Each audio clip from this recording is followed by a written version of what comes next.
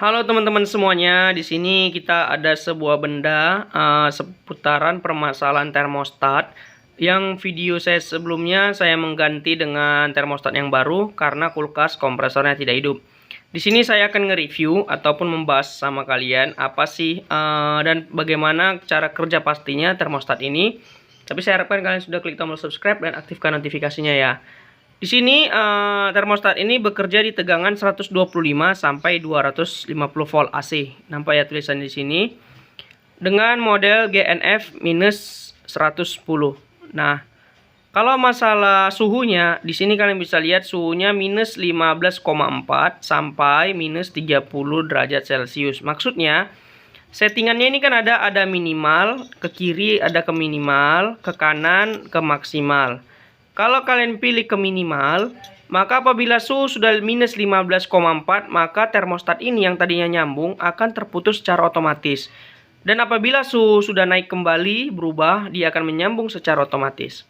Kalau kalian pilih settingan ke maksimal, apabila sudah minus 30, maka suhu pada EPAP secara otomatis akan memutuskan termostat ini.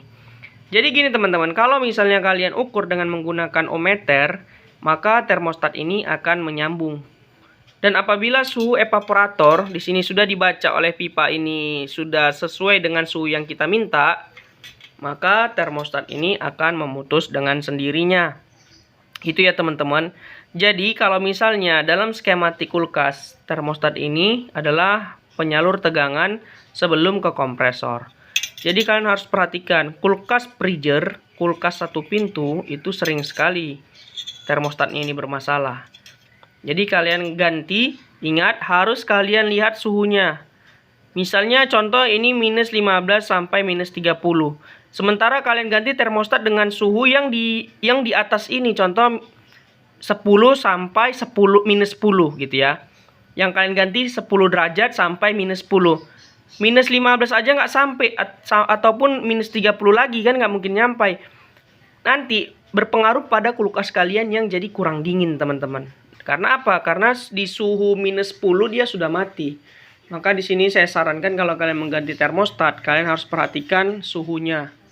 Kalau suhunya dia sesuai atau mendekati, itu berarti termostatnya dapat bekerja untuk mengganti termostat yang lamanya. Nih, suhunya ini yang paling penting ya tuh. Ada minus 15,4, strip minus 30 derajat Celcius. Harus sama. Saya pernah dapat kasus dia mengganti dengan termostat yang pasaran, tapi suhunya terlampau tinggi. Kayak saya bilang tadi, 10 sampai minus 10.